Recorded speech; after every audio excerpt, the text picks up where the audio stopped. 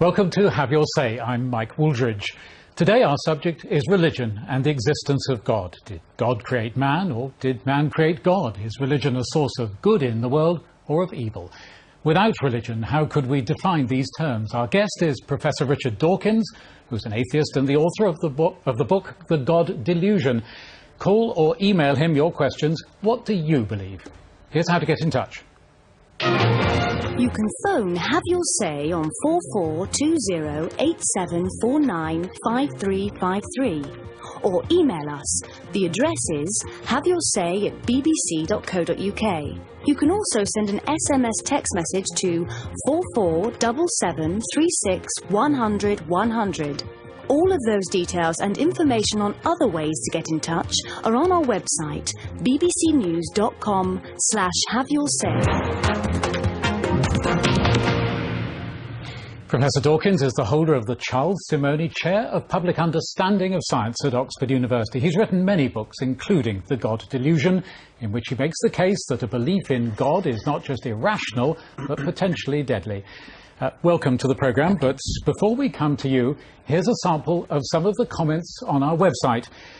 Felix Alvarez from Gibraltar says, "Isn't the atheist mantra, 'Science doesn't have all the answers yet,' the same as the religious mantra, 'God exists'? Neither has or can prove their positions and continue to rely on faith." Penny in the United States says, "God's work feeds the poor, helps those in need after disaster, builds schools, opens hospitals. Doing God's work in his way means leave your own stuff behind. It's not necessary. Please look at the whole package."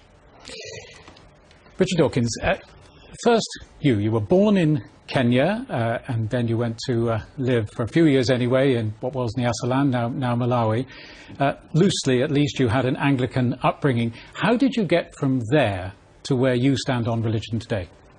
At the age of about 9, I realised that there was more than one religion and that people all over the world think different things, and it was an accident that I happened to be being brought up Anglican. I realised that if I'd been brought up in a Muslim country, I'd be Muslim. If I'd been brought up in a Hindu country, I'd be Hindu. And so it seemed to be a pure accident that I was Christian, as I thought. But it's a long way from that to becoming an atheist. Well, it's at least, it sowed the seeds of doubt. And then I then went back to being Christian. I was confirmed at the age of about 13 and continued to be a Christian till I was about 15. The main argument being the argument from design. The world's such a beautiful, elegant place, it looks designed. So it was then that I finally discovered Darwinism that finally made me an atheist. Let's be clear about your position on the existence or otherwise of God. You say in The God Delusion that God, though not technically disprovable, is very, very improbable indeed. Can you explain in a couple of sentences how you have reached that conclusion then and what exactly it means? There's an awful lot of things you can't disprove. You can't disprove fairies, you can't disprove flying teapots and unicorns. I believe in God to exactly the same extent as I believe in fairies and unicorns. I can't disprove any of them, but there's no reason positively to believe in any of them. And the book, The God Delusion, how many copies has that now sold? It's always called a runaway bestseller. Just over 1.5 million copies in English alone. And in how many languages has it been published? 31 languages. And what you read into those, that level of sales? I think that the time has come for the world to have a bit of a rethink, because mine's not the only book on the same theme that's selling very well. Right, well, let's go to our first caller then. Professor Dick Joyce from Switzerland. You have a question that you want to put to Professor Ricahrd Dawkins? Yes. The first question I was going to ask was why he calls himself an atheist when it's clear from his own work that he's actually agnostic. But I think it's mainly a question of semantics, and I don't want to pursue that. What I would like to say is that I agree entirely with the position that he's taken in regard to this subject. But what disappoints me about his book and his views is how unscientifically they're presented.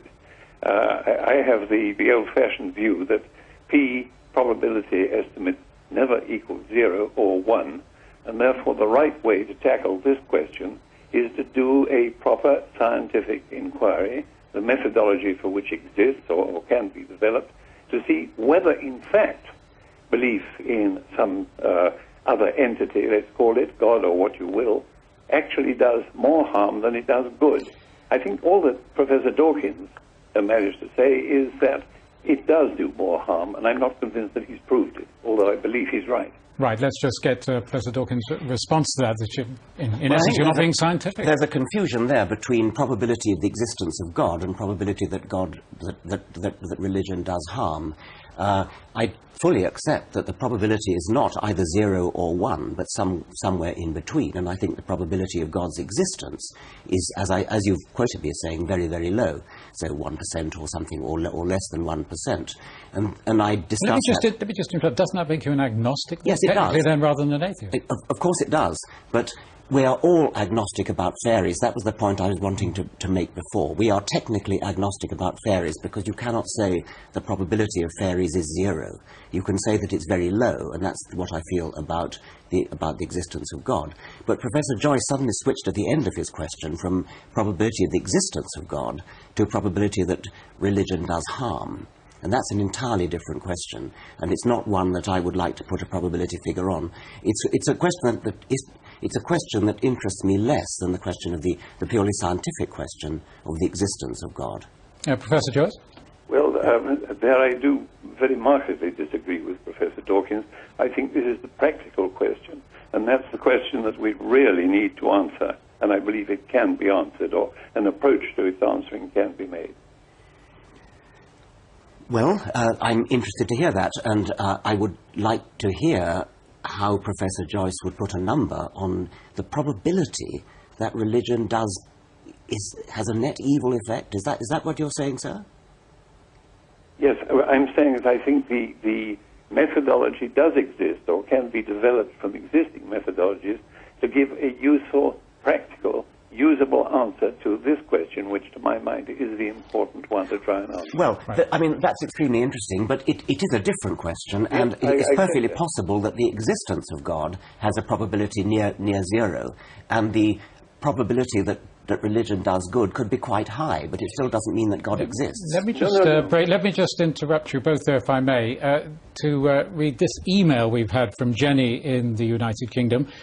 You wouldn't say the Ferrari F1 car evolved from an explosion in a junkyard, so isn't it ludicrous to say that the human eye or the reproductive system just evolved by random chance and mutation? It is certainly ludicrous to say that the eye evolved by random chance and mutation, and that's precisely what Darwinians do not say. We say that it evolved by natural selection, which is not random, and it is not ludicrous. It is a highly elegant theory which works and which is the only theory that has ever been proposed, the only workable theory that's ever been proposed to account for the existence of complex things like eyes. Ferrari cars we account for by design because there are humans to design them, and that pushes back the question, where did the humans come from? And the answer to that is evolution by natural selection. Professor Joyce, just a brief last word from you. Well, let me just emphasize again that for me, perhaps not for Professor Dawkins, the important question is the one that I voiced. I couldn't care less about agnosticism versus atheism as a question to be the one that I voiced. I couldn't care less about agnosticism versus atheism as a question to be answered. I couldn't care less about whether religion is believed to be bad or good. What I would like is a factual answer, and I believe we can get it. Right. Well, thank you for that. And let me bring in our second caller, Alan Aramid from Warsaw in Poland. You have a question that you want to put to Professor Richard Dawkins? Yes. Good afternoon, Professor Dawkins. Hello. Hello. My question to you is, if one day you die, or after death, you suddenly find out that there is a God out there, what would your reaction be? Will you be surprised? Will you be, will you say you are wrong? Or will you just say, please forgive me, God? Well, the first thing I might say is, which God are you? Are you Zeus, or Thor, or Apollo, or Baal? And then the next question I would ask would be, why did you conceal yourself so adequately? did you deliberately go out of your way to make it look as though you don't exist? And the third question I would ask would be a whole lot of questions about science, because if there is a God, then he would have, or she would have, or it would have a whole lot of fascinating answers to fascinating questions. And assuming that he had the time, which I rather doubt, to answer my questions, I would love to ask all sorts of questions about science. Alan Aramid, is that the answer you were expecting? I'm not so satisfied, but let it be. I'm a believer, I'm a Christian, and I think I read a lot of things about you on the internet, and I haven't come across your books. I think I'll read them, but what I think is, it's just impossible for the earth to exist without anything being behind it. I mean, in my own case, God. So that's it. Sorry, in your own case, can you just explain what you mean by that? Yeah, that in my own case, yeah. God is behind the creation. God is the creator. That the earth cannot exist couldn't exist without anybody or anything being behind it. Well, what is behind God then? Oh, well, when we die, we'll know. When you die, what if you get to heaven and it turns out to be Baal? Wait, Professor Dawkins, sorry to cut you. I think, I was also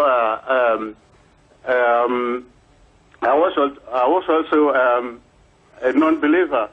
I was atheistic, and suddenly something will come in your life that you will find out that it cannot happen just like that. That it must be, in my own case, it was God.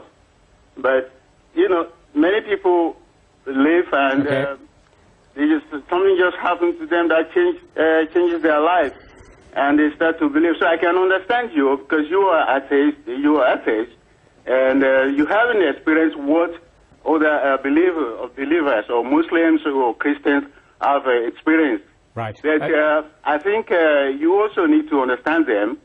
Maybe you're still living, and I wish you to live longer. But I wouldn't be surprised if one day you just experience something that will convince you that God exists.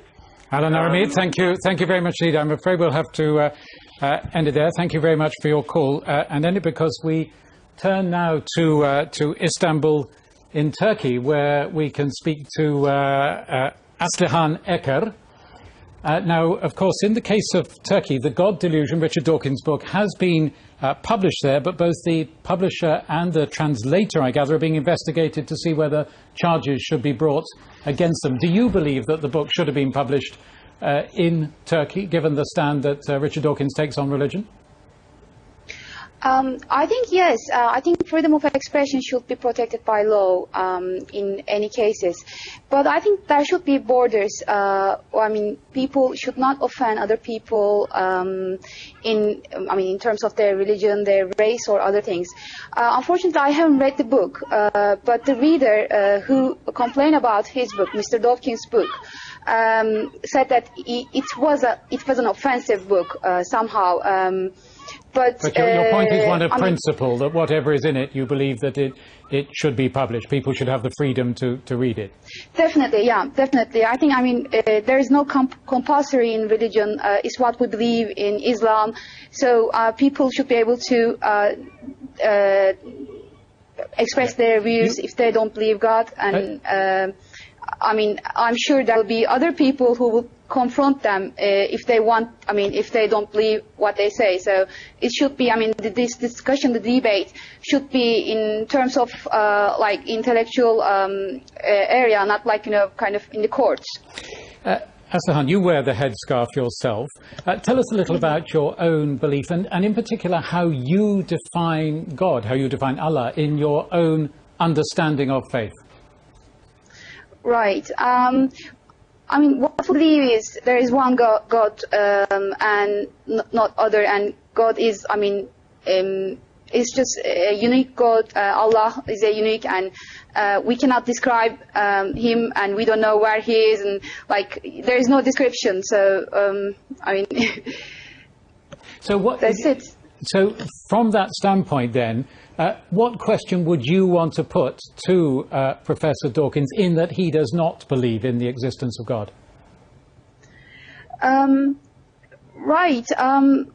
I mean, in this case, I would ask him. I mean, not in his belief or not disbelief in God, but in this case, I would ask him whether he thinks that he's offending the people, believers. I mean, in any religion, in Christianity or Islam, whether he's believing that he kind of humiliates people who believes in God. So I mean, okay.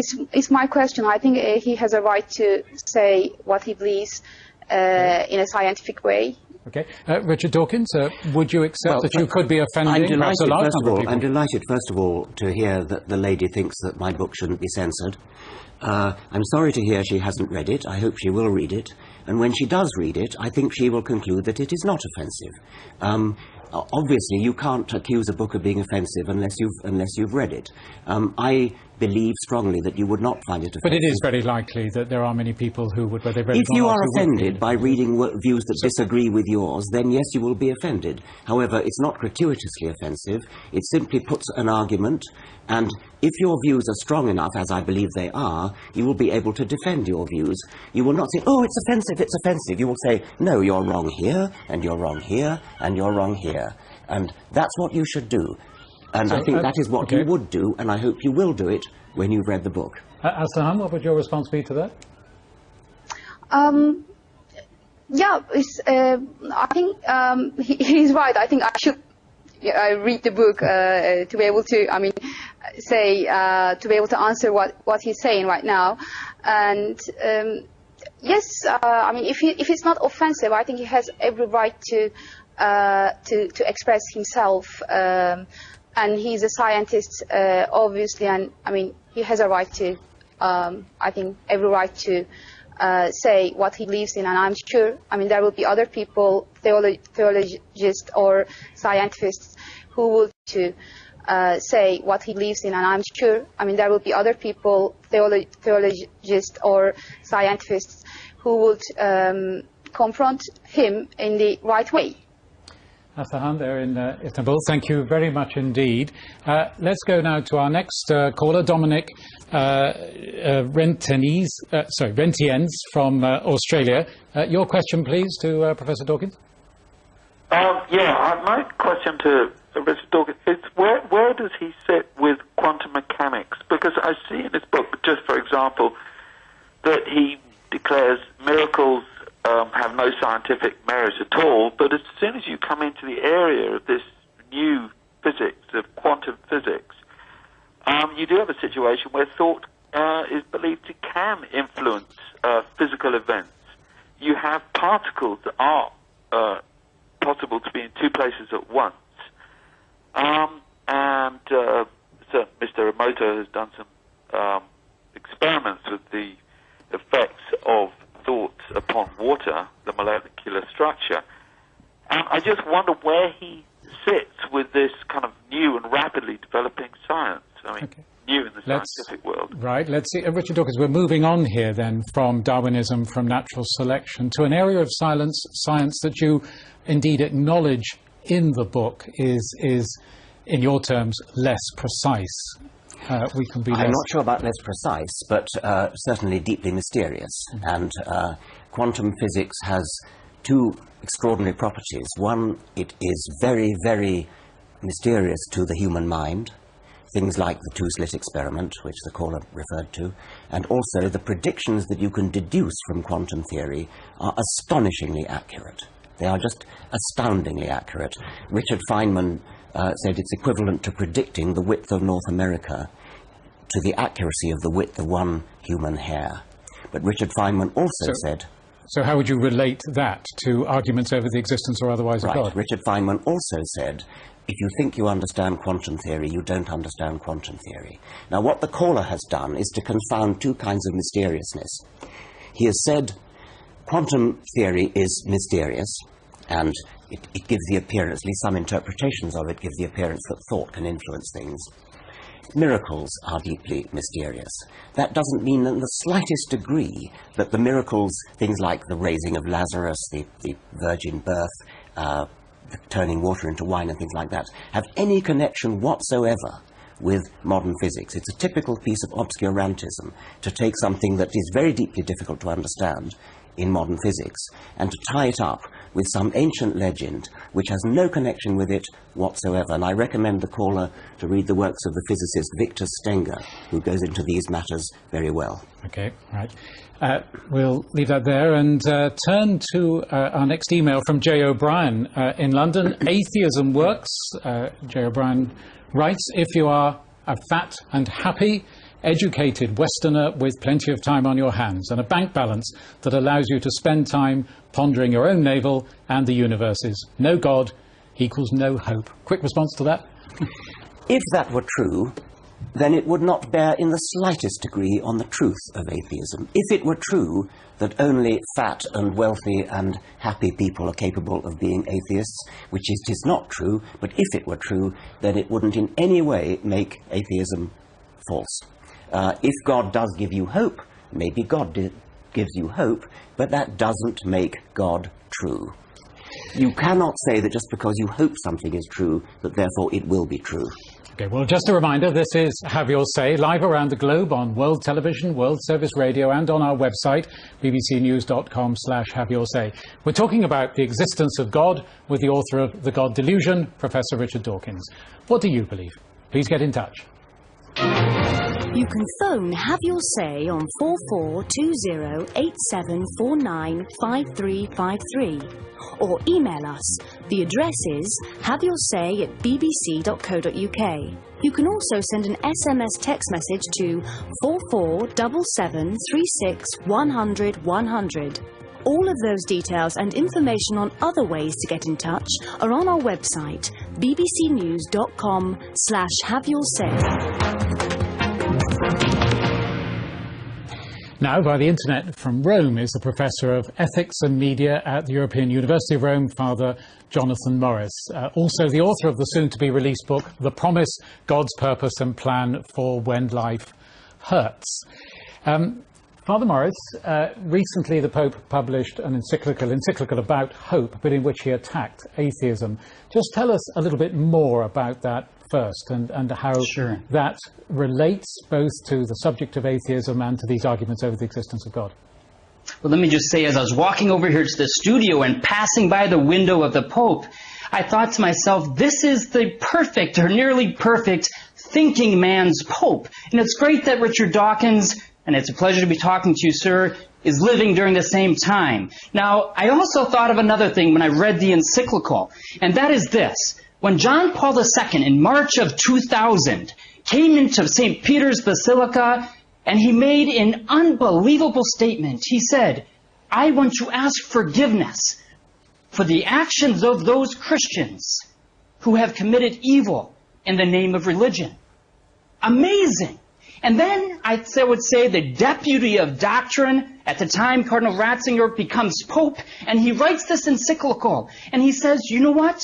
Christians, or religion, true religion, does not have a monopoly on fanaticism. And he takes us back to the horrendous activities of the last century, of the 20th century. And he said, in the name of atheism, Hitler, Stalin, Mao committed what unbelievable atrocities, we could say 100 million at least, arbitrary killings of the innocent human beings. We compare that to, for example, the Spanish Inquisition, for which, at least in part, the Pope was asking forgiveness. We could say maybe 5,000 and 10,000 horrific acts as well, no doubt, of forcing religion.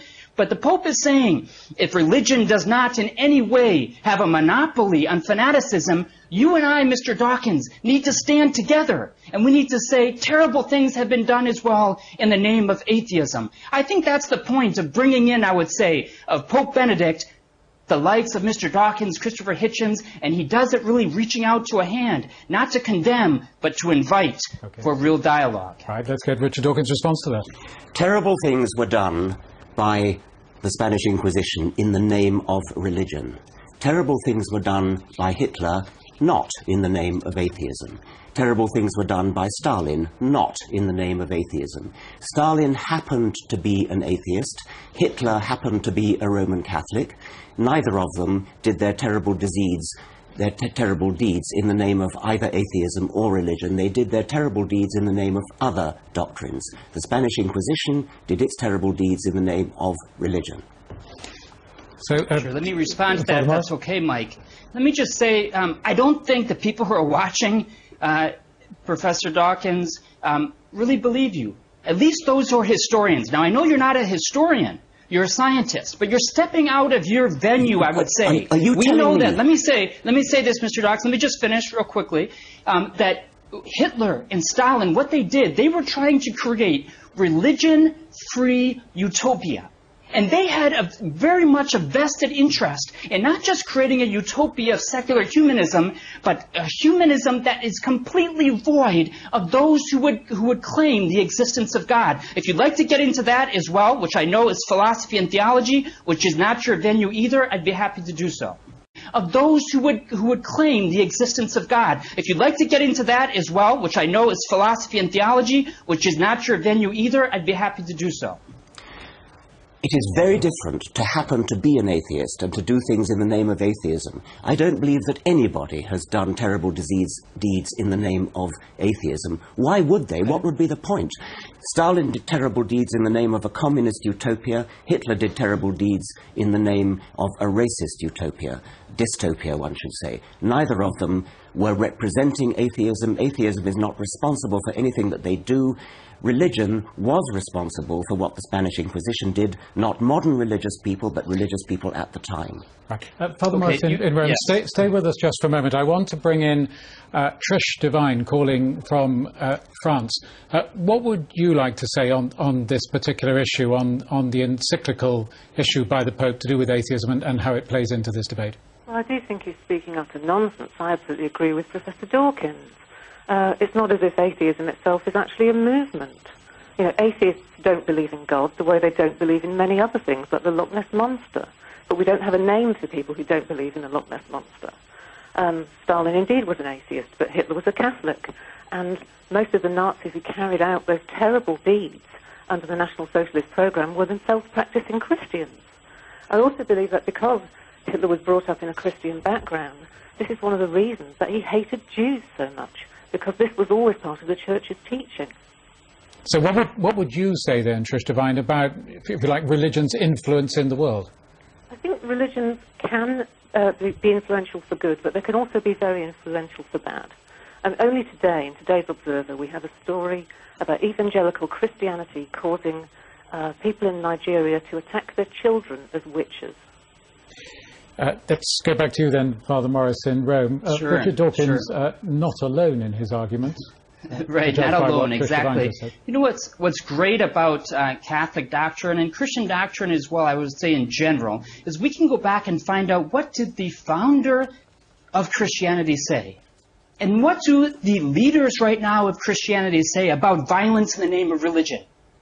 In true religion, and here I don't stand up for all religions, there's plenty of religions I wouldn't want my little sister to be involved in, but in true religion, we can go back and say, what does Jesus Christ say about violence in his name? He was the Prince of Peace. What does the Pope Benedict XVI, what did Martin Luther King? And then let me just say, to call Hitler, to call Stalin, practicing Christians is absolutely ridiculous. You don't wipe out something that you adhere to. It's just not intellectually honest. So, Trish Devine then and Richard Dawkins, to build on that point perhaps, are you both in fact tarring all religion, if you like, with the brush of bad religion? I am not. Sorry. Trish Devine? I don't go quite as far as Professor Dawkins. I have read his work. I don't tend to think that moderate Christians are the thin end of the wedge. But I do think that there is a polarization in world religion at the moment which is extremely dangerous. It's dangerous both on the Islamic side and dangerous on the evangelical Christian side. because anybody who takes a literal reading of the Bible, to be accurate, I think is probably quite dangerous. The Bible, for instance, does say, "Thou shalt not suffer a witch to live." And this is one of the things that is currently being quoted at Nigerian mothers. For instance, if a little boy dies in a family, a little girl can be accused of being a witch. Okay, let's just get Richard Dawkins. I have no desire to tar religious people with the evils that have been done in the name of religion. It was the father who brought that up. It was the Pope who said that Stalin and Hitler did terrible deeds in the name of atheism. I am perfectly happy to say there are very many good Christians, good Muslims. I do not wish to tar anybody with the brush of anything. It was the Pope who chose to call Hitler and Stalin atheists, and to say that they did things in the name of atheism. That was the tarring that was done. I was simply responding to that. Okay. Father Morris, thanks very much indeed, and Trish Devine as well. Let me just read to you an email that's come in while we've been on air from Richard Harris in London. As science and reason continue to peel back layers of truth and religion as an answer becomes more obviously wrong, can you envisage a future world in which we wonder why any of us ever believed in God? Richard Dawkins? Obviously, I hope to look forward to such a world. And my only disappointment is that we haven't apparently reached that stage yet, because it seems to me we ought to have done. But yes, of course, I do hope for that. And another email, this one from David Thomas in Wales. Professor Dawkins, I teach my children about Jesus Christ. I teach them he is the Son of God, and they believe in him and if they believe in him and do his teachings, they will go to heaven. Am I, David Thomas asks, a child abuser? Because you have said that you're worried about what you see as the indoctrination of children in religious families. The first thing I'd say is, why do you teach your children about Jesus being the Son of God? Why don't you teach your children about Muhammad and his winged horse? The answer is that you were brought up as Christian and not Muslim. Why don't you teach your children about Lord Shiva?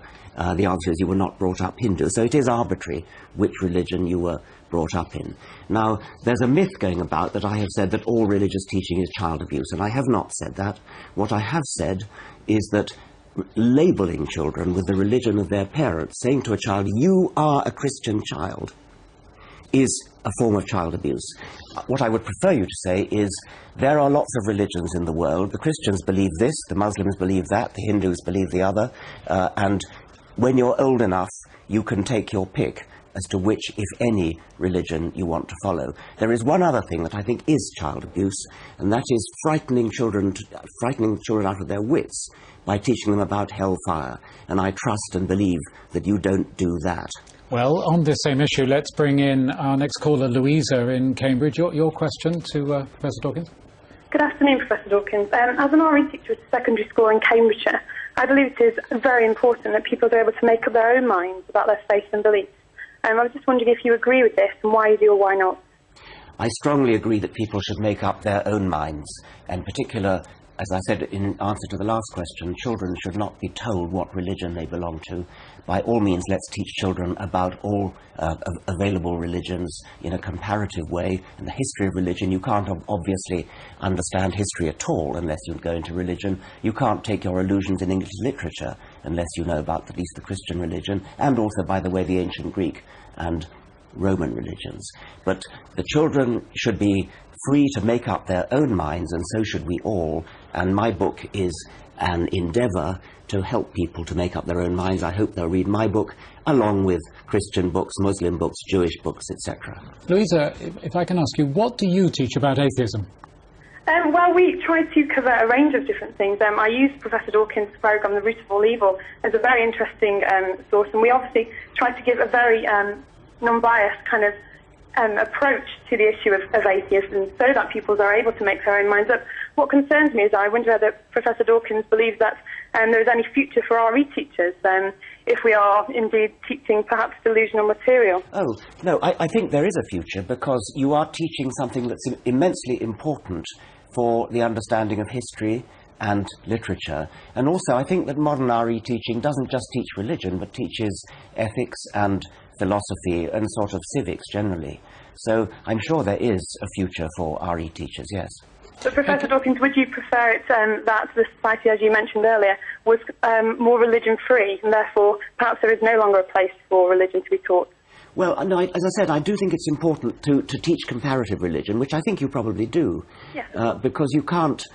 It's a part of history. If you look back at history, so many of the wars of European history, for example, almost all of them actually, until the 20th century, have been about religion. So you couldn't begin to understand European history, for example, almost all of them actually, until the 20th century, have been about religion. So you couldn't begin to understand the Middle Ages without religion. You can't understand Shakespeare without religion. There are all sorts of parts of our education which would be meaningless unless you teach about religion. Louisa, just briefly, can I ask you what reaction you get from parents who are believers when you teach their children what you were just explaining about atheism and when you indeed cite the books that you were talking about? Yes, of course. I mean, as I say, I give a very wide and unbiased approach to the issue, but I think parents are delighted that their pupils are able to, and their students are able to engage in different varieties of material. The issue of atheism obviously is something very important, but I hope that Professor Dawkins acknowledges that there is room for all religions and the discussion of such God in the curriculum. So that's the most important thing for my pupils to learn about. Okay, Louisa, thank you very much indeed for your comments and questions. Thank you very much indeed. I very much appreciate your answer. Okay. Let's go to our next caller on the line from Hong Kong, David Witten. Your question to Professor Richard Dawkins, please. Hi there, good evening. Good evening. Hi there. My question to you is this. As a scientist, Professor Dawkins, I'd like to ask you, well, basically, I agree with you. Science does explain the world better than religion, for sure. But what science and religion, and I think particularly monotheism in that department especially, have in common, is they're both based on and use the process of thought and conceptuality. And my question is, what is the understanding, for want of a better word, that we used to seek through religion, and many now do so through science, is actually an experience and not an idea or a concept? I don't know what that means. An experience and not an idea or a concept. Can you just explain that a little more briefly, David Witten? Sorry? Can you just explain that a little bit more, expand on that a little bit more? Professor, I assume you'd agree that religion and science, well, science is looking for some kind of understanding or explanation of the world. But maybe the understanding or reason or sense or something that we're looking for is not an idea or a thought, it's actually an experience. Well, I have to say again, I'm not sure what that would look like. I seek to understand. I seek to get a picture for why we're here, what life is about, where the universe came from, where the world came from, where life is going, all those sorts of questions. And experience, well, of course, I have experience of life, but I don't know what it would mean to say that experience is what religion gives you. Well, I don't mean religion per se. I mean just like as an individual, of course, we will experience life all the time. We have different thoughts and ideas, and when we look inside ourselves, we can see how the thought process and the process of ideas and conceptuality actually work. But maybe those things internally aren't good enough for like grasping what maybe life is, and like I say again, for actually experiencing maybe accurately what it is. I have nothing to say. But it is, well, it is the case, isn't it, Richard Dawkins, that in a way, God and science, religion and science have become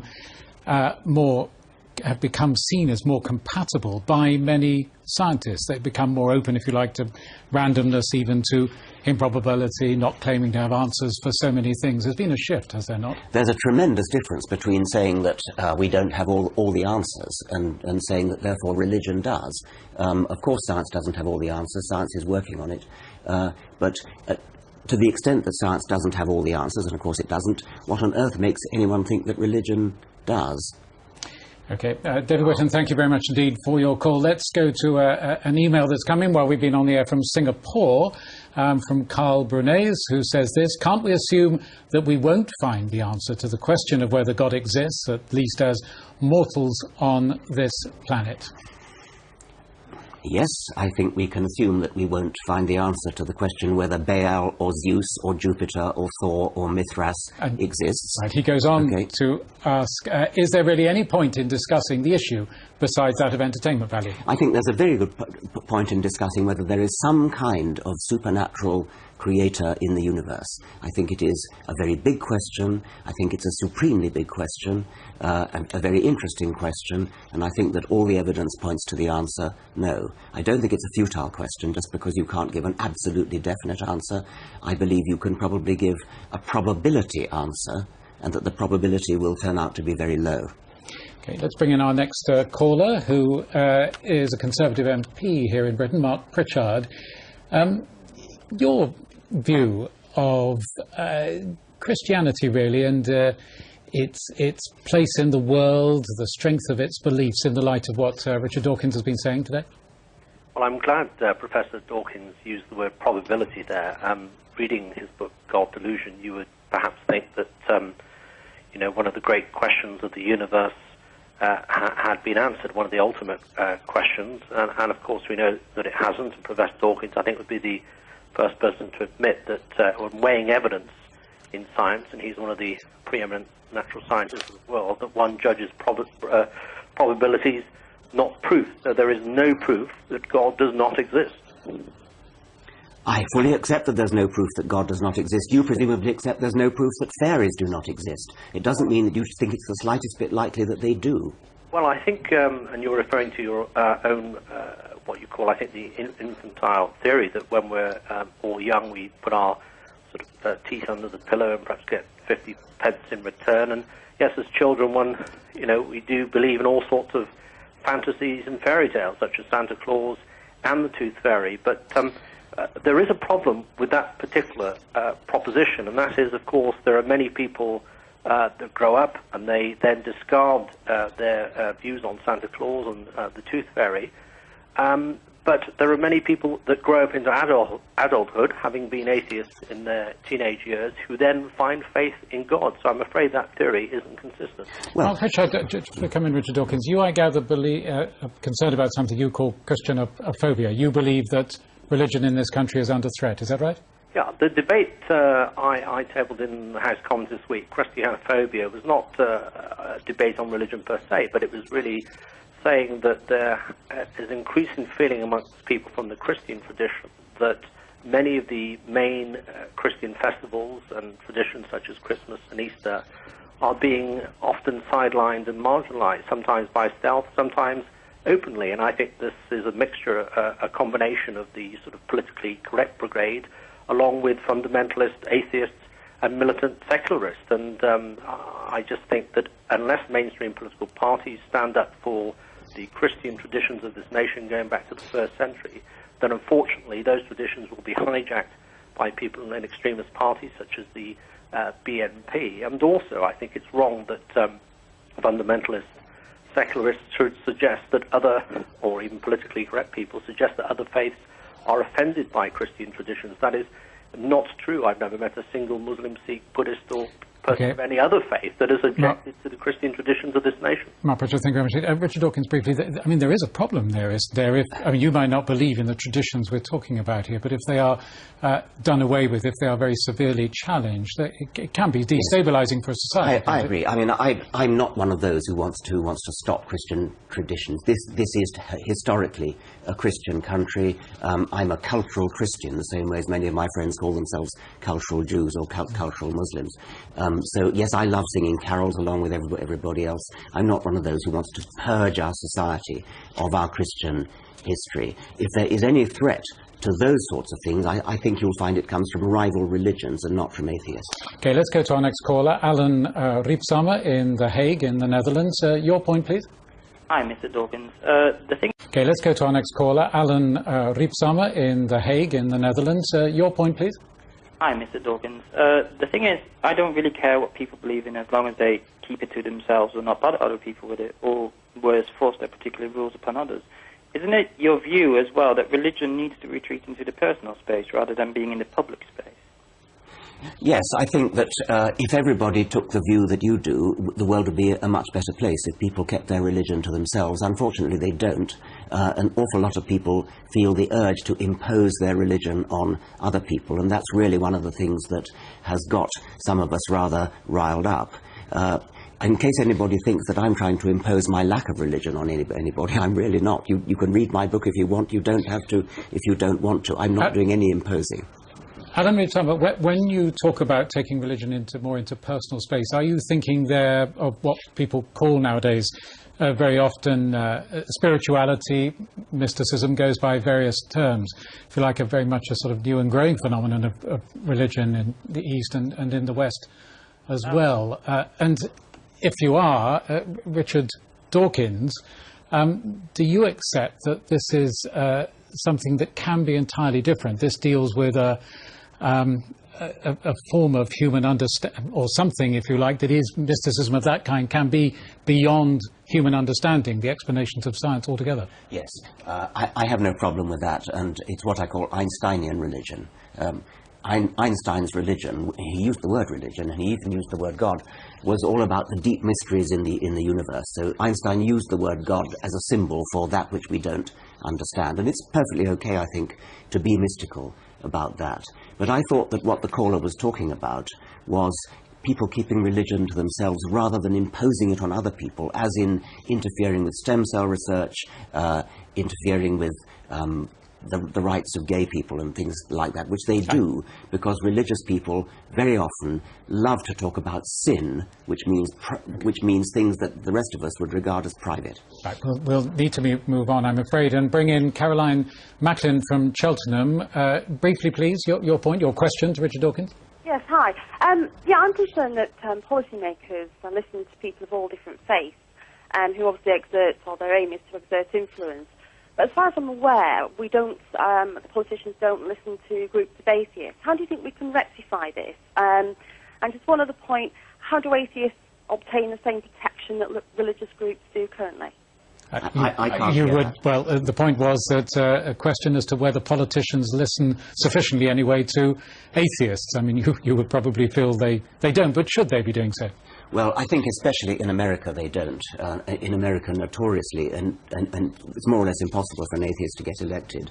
There are plenty of lobbies in America which are very influential on congressmen, and the one potential lobby, which actually is a pretty powerful one numerically, but totally powerless in terms of actual political power, the atheist lack of lobby is the one they never listen to. I think in Britain we don't have the same problem. Many of our members of Parliament are obviously atheists, and I don't think we have the same problem, although it is a remarkable fact that bishops still sit in the House of Lords ex officio.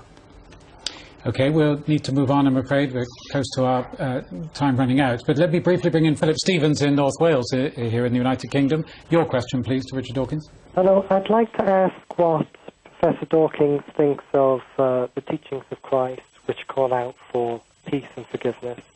And I'd like to ask him what he thinks of Martin Luther King, Gandhi, and more recently the Buddhist monks who led pro-democracy marches in Burma earlier this year, all of whom have a message of peace and tolerance, and all of whom have a deep religious faith. So, OK, what about religion promoting peace, rather than, as we were discussing earlier, its connection with violence? I have enormous admiration for individual human beings who promote peace as opposed to promoting violence. Some of those individuals happen to be religious, such as Martin Luther King. Some of them don't, such as Bertrand Russell. It's the individual and what they actually promote that, to me, matters. And I'm not trying to make a list of religious people or non-religious people and count them up. I'm more concerned with what's true, and that's my main concern. But as far as morals are concerned, you can point to as many good atheists as to as many good Christians and Hindus. Okay, Philip Stevens, briefly. Well, I have great respect for Professor Dawkins' views. I think they are valid, but I don't agree with them. I think religion can be a great force for good, and it often is more of a force for good, in my opinion, than it is Right. than it is for evil. Thank you very much indeed for that. Cutting off because I want to go to an email that's come in while we've been on air from Sam in Cambridge, who says, if God doesn't exist, why do you, Richard Dawkins, think society has created him? Well, I think it's not difficult to see why people would make up something as an explanatory device. We come into the world, it's obviously a very beautiful place, a very mysterious place, and we're faced with the question of where does it all come from? And it's natural for humans who are used to seeing humans make things. We're used to seeing houses that are built by people. We're used to seeing cars that are made by people, hand axes that are made by people. It's natural to think that the world was made by somebody as well.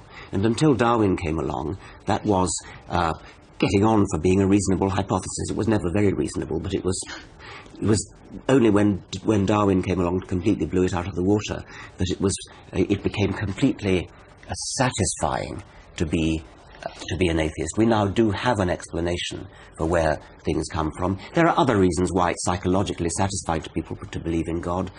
People feel insecure, they want the reassurance of feeling a kind of father figure looking after them. So there are plenty of psychological reasons why humans might have invented God. One other email we've had in just in the last few moments from John, who asks you whether you feel more pessimistic now. Pessimistic now than what, I wonder? Than when I started on the programme, do you think?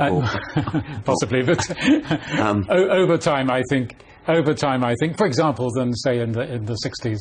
Oh no, I mean, I think I'm an optimist, and I think that that the world is a wonderful place. Obviously, there are things to be pessimistic about, but that has nothing to do with religion, one way or the other. I think. I mean, there are things like global warming that we have to worry about. I am very pessimistic about the grip that religion has on people's minds, and I suppose that's one respect in which I am a bit more pessimistic, because say in the 60s it looked as though the world was going to come to its senses, and just at the moment it doesn't look as though it is. Are you worried, though, that an effect of your stand, your very public one with the sales of these books, could be to further divisions within religions and between the religious world and that of non-belief?